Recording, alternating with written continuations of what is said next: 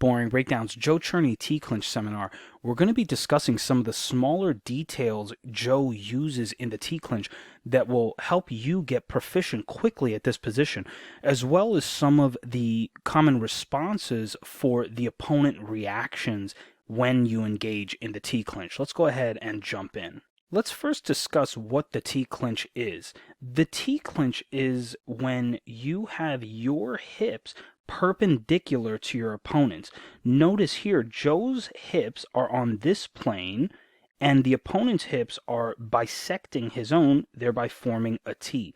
This clinch is so difficult for the opponent to deal with because you have all of the opportunities for strikes here, the left knee of Joe towards the opponent's gut, whereas the opponent, who's being controlled by both limbs, we'll get into a few variations on these controls momentarily. The opponent being controlled by these limbs does not have opportunities to strike you. So again, T clinch is your hips and the opponent's hips forming a T, giving you striking opportunities and taking away striking opportunities from your opponent. Now that we discussed what T clinch is, let's look at one of the most important elements behind entering into the T clinch from neutral positions. From here, Joe is going to initiate the clinch via boxing. Once he gets into this range, the opponent is going to extend his arm and grab Joe's neck. Now, this part is really important. It is all about the elbow position in this instance. If the opponent's elbow is above your shoulder, you now have a T clinch opportunity. From here, let's look at how Joe takes advantage of this opportunity.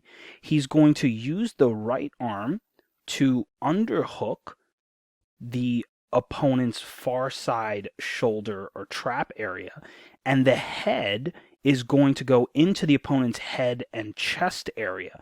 Now he's able to start pulling his hips around. We can't see it, we will in just a moment.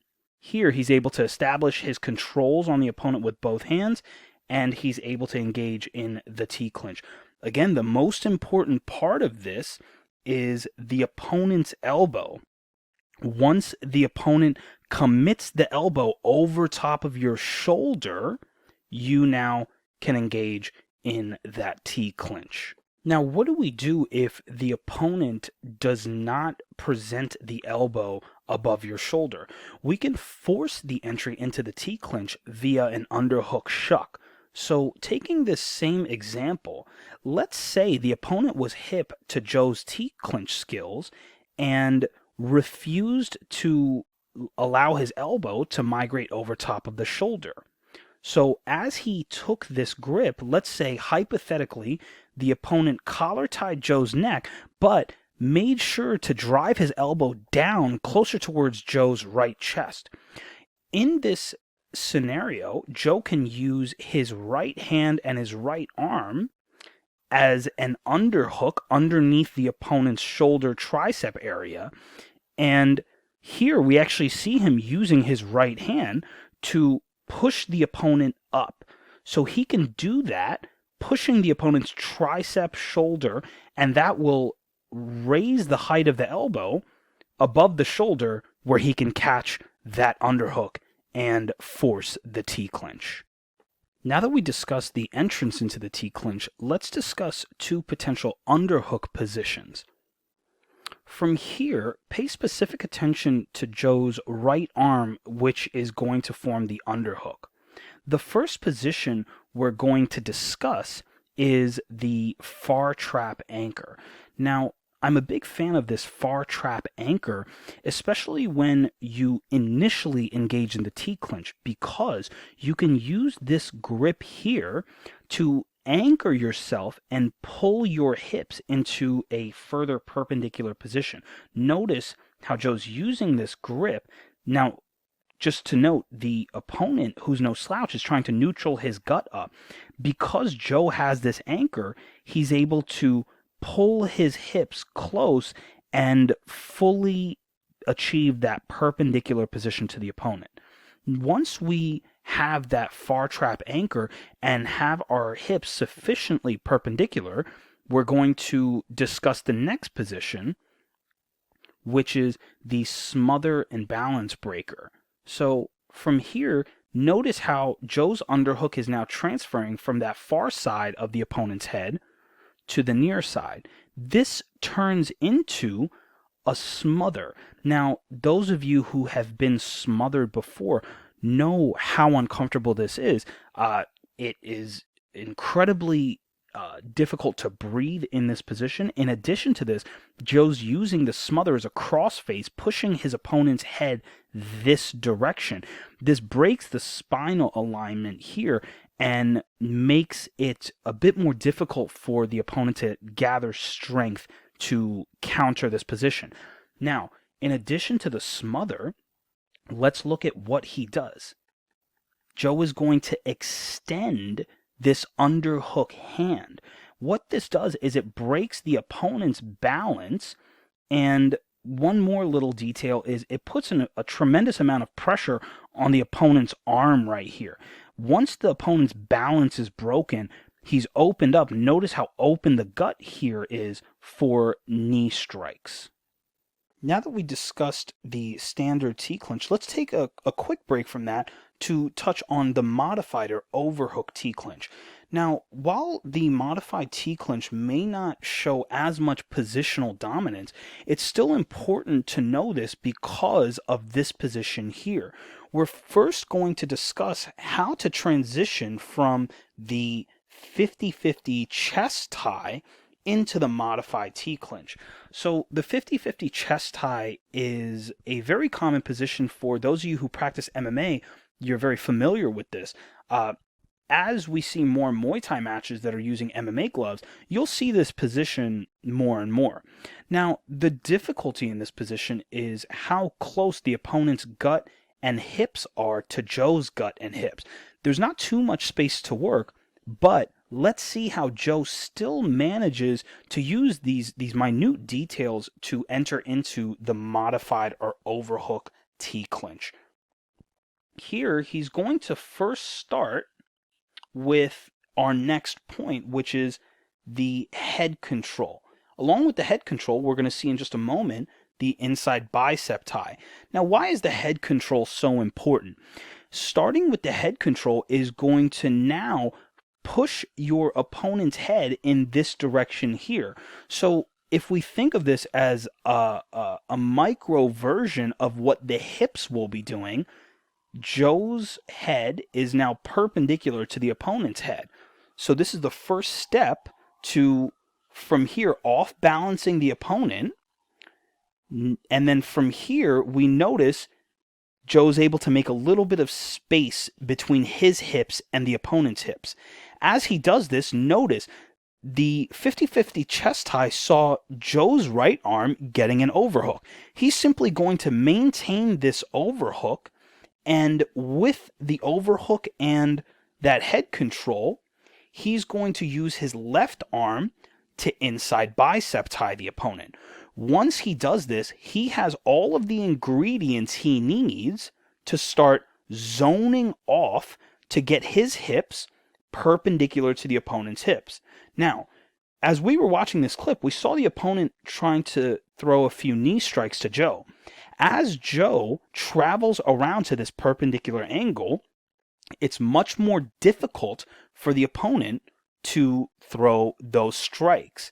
And eventually this position gets called and broken by the ref. Let's watch it one more time. So the opponent's throwing strikes.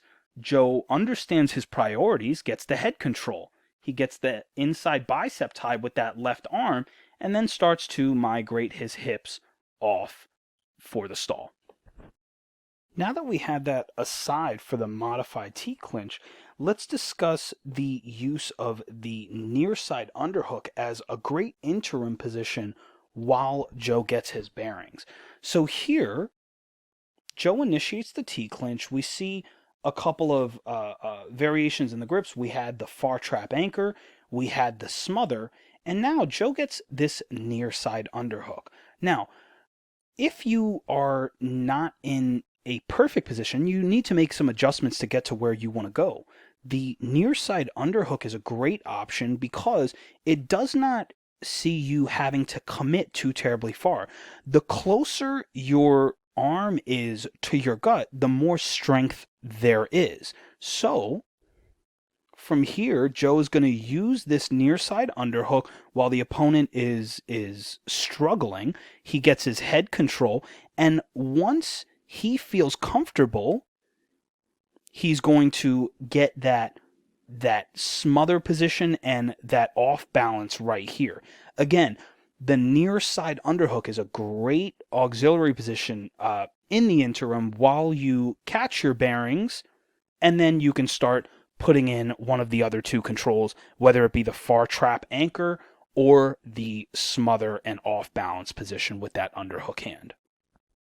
Lastly, let's discuss how using the ring ropes can assist with the T clinch.